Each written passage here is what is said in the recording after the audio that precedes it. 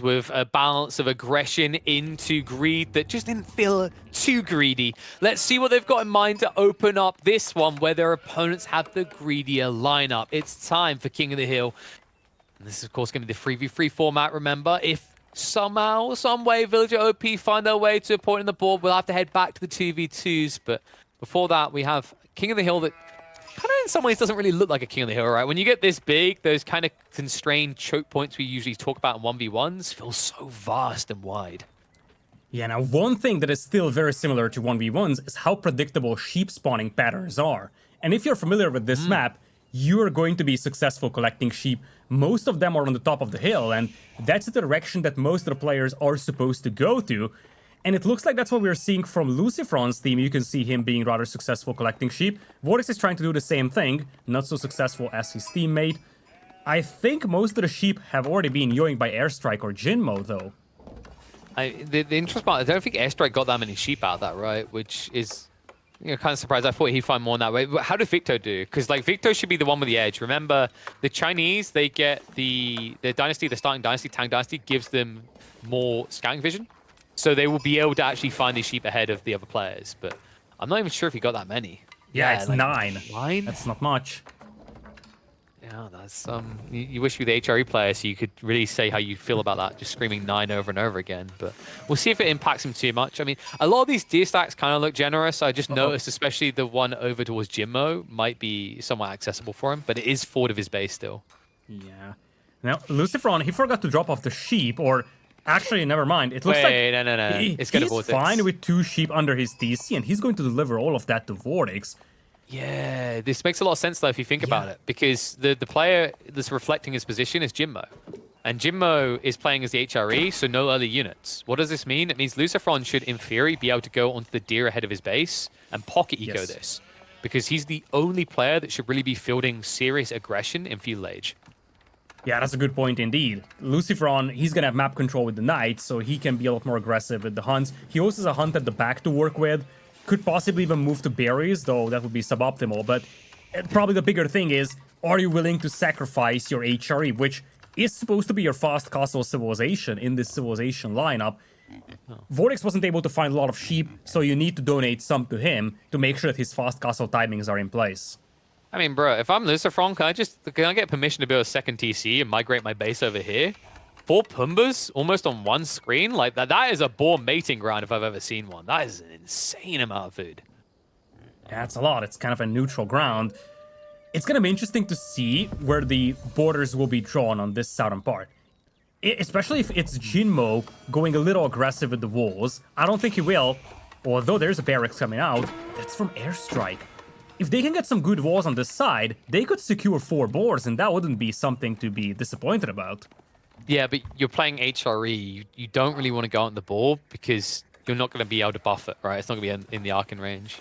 It's one of those annoying situations where you could, but it's like it just feels weird to pull the prelates that far out away from your TC. And you know, despite what you might say about like efficiency regarding it, like if you ask most HRE players, they'll give you a look on their face that just, it's almost like you just said Pumba looks sexy today. Like they're like, what are you on about? Why are you suggesting that I build more prelates? That's less villages, bro. Like just keep everything under the Archon. The Archon is haram. All right, looks like we're not gonna have any board taken, at least on the southern part. Interestingly, we have no one on the northern side, rather. So, if you were Victo, for example, and you wanted to go board, well, tough luck for you. All 4 boards on this map are down to the south. Yeah, it's kind of weird to see the generation, the way it's played out. Like, even the player positioning, right, they're a bit off-skew. Like, you haven't got people in each of the corners. But I think, like, overall, the position in relation to each other is fairly balanced. In terms of build-ups, like, nothing too unexpected here. Like, everyone kind of getting their greed. Just naturally, whenever you play 3v3s, you are going to be able to be more greedy. You know, the map's too big for people to kind of cross super early, so you'll see things like the Imperial Academy. We did see the Saharan Trade Network coming out for one of the Malian players, but the other one went for Mansa, so Mr. actually looking for an earlier timing than his Malian counterpart. Yeah, exactly. That's the big difference between the two teams right now. Quarry on one side, Saharan Trade Network on the other, and that's kind of in line with what we would expect from the team that fields the Chinese. This has to be the more defensive-focused team, likely the team that walls up. So if there is any team that's going to trade, that's likely going to be Victo's team. We'll have to see how successful that is, though, because we already have a couple of knights coming out. Response is going to be some Donsos from Airstrike. Those could be pretty good picking off those initial knights, so you got to be careful if you're Lucifron. Yeah, and the thing is, you're all in on the HRE player, right? You can kind of see what we were talking about, like how this is going to play out. If someone's going to have to layer the other person's base, they're going to have to forfeit a lot of ground. Like even the walls, they haven't tried to wall off towards the natural mountainsides. They're being very, very generous, shall we say, on the negotiations, right? In the diplomacy, they're like, well, we could probably get a 50-50 split, but we'll just take 30% of the land, bro. You take the rest. Yeah, for the time being, this knight wasn't able to do much. Donso's keeping track of it pretty well. And as you said, primary target was the HRE player. Not much damage done on him. But this also means that on the northern side, Victo is untouched. So he's going to have Song Dynasty going. But look at the other side.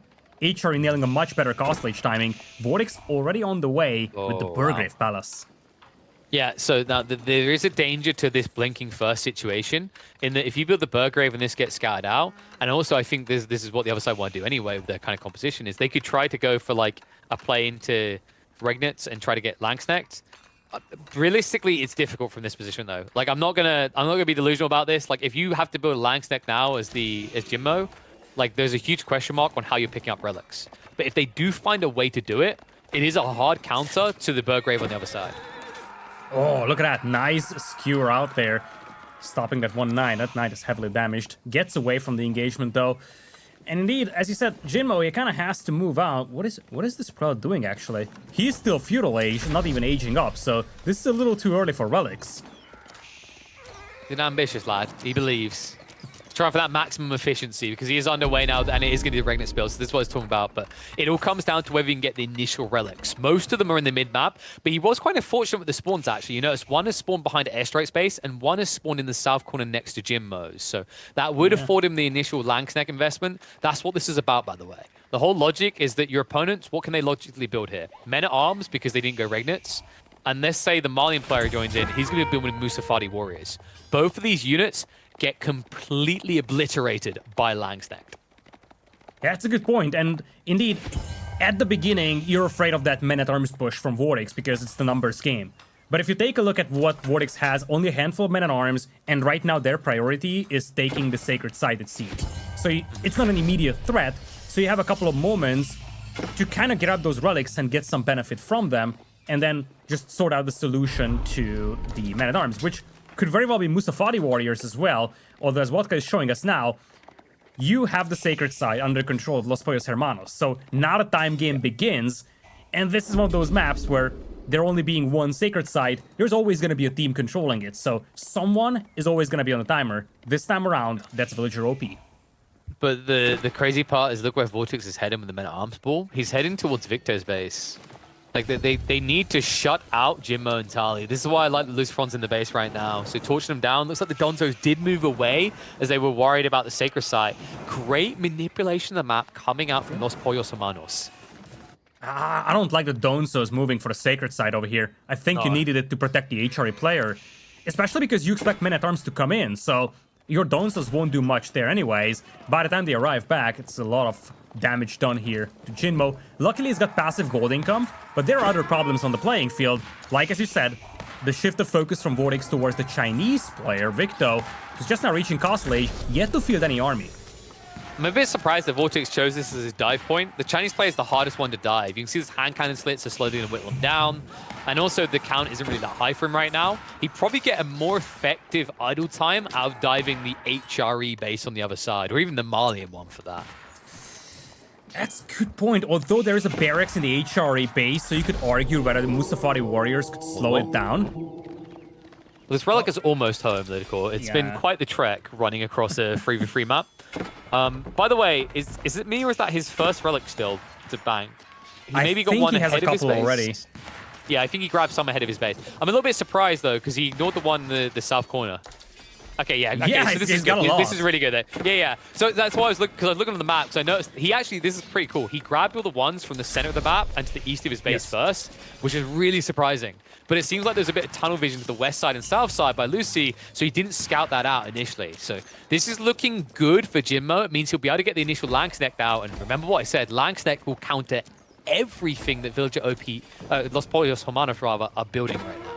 Yeah, exactly. Here come the barracks. He still needs to deal with these nitrates, though, because they're annoying, and his army is going to be slow moving. He needs some walls up there. Looks like on the northern side, Victo's going to hold off this aggression, but don't forget, this was essentially a 2 versus 3 for quite a while. Mista wasn't really contributing with army, and now he arrives at the Farimba garrison, and the Mustafari warriors are hitting the field. I hope this isn't the long-term plan, though. Like, decent against the Palace Guard, but once again, like, you get turned to mincemeat by the Langsnecht. Yes. Just a small group of them will wipe you out. Or if you check, you can see Mustafari warriors don't really have the most impressive, effective HP. Like, their armor is low, and their health pool is low. In fact, even spears aren't that bad at dealing with you.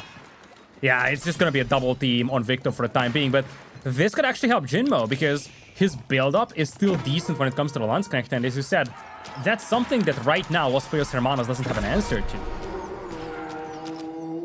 One wall's going off again in the base just to keep everyone off his wood line. A wood line that is getting very small for Jinmo, but he doesn't really need that much wood. He does need a little bit for the spears, and he definitely wants to get more racks added in, but primarily it's all about food and gold, things that he has now got safe access to in his primary base. It's looking very grim now, look at that. They can dive underneath the town center, they're shutting down Victo.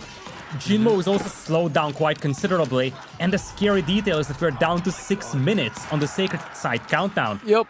They're getting delayed way too heavily here. Yeah, because consider this. Where's Jinmo? Where the Cleavers, right? Where the Langsnecht? They're still at home, right? They've never come out because he keeps getting pinned in his base by Lucifron. Yes. This is a brilliant 1-2 tap. Like, I love the way that Los Pollos Hermanos have identified that as long as their French player can keep the HRE player out of the equation, they can win a 2-on-2 very comfortably right now. Right? And this is starting to look brutal. Like, Jinmo needs to leave his base, but the moment he does, who's going to defend against this? Yeah, that's the problem, and as you said, it's a beautiful 1-2 punch. And VortiX's team is realizing that they can just double team on the northern side because the Landsknecht are nowhere to be found. Chinese player virtually eliminated from this game. No functional economy, gold miners getting slaughtered. And the problem is that it's not enough to just survive here. You need to find a way to push the middle, and Villager OP is nowhere close to that. And the crazy part is, like, the layout, like, it looks like, why would you put the Chinese player on the flank? This was intentional so that they could have the Malian spearmen in the HRE base. They could walk to his base and build a racks. But you see the issue here, right? When your strategy relies on this whole protect this individual, but you have another Civ that wants to be greedy, everything can fall apart when your opponents are willing to be aggressive. That's the brilliant read by Los Pollos Hermanos. They never really stopped for their own true greed. They went full Assassin's Greed, if anything. They went deep as possible in a 3v3. Right, sure, you'll see the cast slaves come out. Sure, you'll see them wait initially. But as soon as that cast slave cracks, it's been non-stop aggression from start to finish. And remember what we talked about at the beginning of this game. This game could come down to how exactly you use your Chinese civilization. And so far, it has been underwhelming compared to what the French can bring to the table. Lucifron has been, as you said, keeping Jinmo inside his base for who knows how long. And that's delaying things. Now, looks like we're going to have a decap attempt over here, but this could easily be a lost hurrah. This is the only reasonable army that Villager OP has. I mean, they could just delete the walls and block the decap if they want to. They don't even need to be quick about this. They'll just pick them apart. Movement in now. They need to be careful with the Langsnecht count. That's the issue they have. So decap could still complete, but you have to stay on the site for that. Remember, these archers are taking out all the spears in the meantime, which means soon as Langsnecht are left alive, they're glass cannons. Why brilliant micro out of VortiX? I can't believe the way he just done that. Like, he just dismounted the Langsnecht completely. Oh my goodness, and Mista, he just has 5 archers out there, but it's just enough to pick them apart. Landsknecht, they just can't fight the archers, so light infantry getting picked apart by the archers here. Sacred Site maintained by VortiX and Mista in the middle, and on the other side, it's Slaughterhouse. I love it as well from VortiX. Like, there was probably a thought at first to delete the wall and just go through. And it's like, actually, no, we're just going to, like, trickle this in, pull them out, pull them all about. Once I sneak 1-2 men-at-arms in, easy clap. And just like that, they're going to re-wall it in. They're going to be secure as can be. In the meantime, Lucy is butchering the Malians in their base. I mean, 4 minutes left on the clock, Lidakor, but this already feels over. It really is. 4 minutes left on the clock. The Chinese player is running for his life right now. Victo has no functional economy, let alone any army. On the other side, you're talking about 12 Landsknechte. Airstrike does have 15 Musafari warriors, but he's in feudal age as compared to a Castle Age Malian player in Mista. It's double the army, and if that wasn't enough, VortiX's team is setting up trade even. They can go greedy because of how big their lead is right now. Honestly, it's one of those situations. Like, I look at the plan from Villager OP, and if your spawns were tighter, you can kind of see how it could work. Maybe they could get an army together, but this whole game has been them unable to group as 3. Meanwhile, on the other side, Los Pollos Hermanos frequently grouped as 2, and that's all they need to win this out. Landsknecht now being added in by VortiX to clean up the last attempt, because there's no way you're getting in after this. Mista's Archer Ball continues to escalate, and I'm not seeing any answer on the other side. Yeah, there's none. If you look at the fact that the Chinese player is virtually eliminated for the time being, you could simplify this to saying, like a last hurrah! Oh my goodness, this is gonna be a disaster! No. It's just gone. No. There's no way! The Archer count, even if you get the keep up, how you decap on this? So many villagers being sniped down. Few Musafadi warriors are coming in. It's gonna look close, but no cigar. Last of the villagers are down.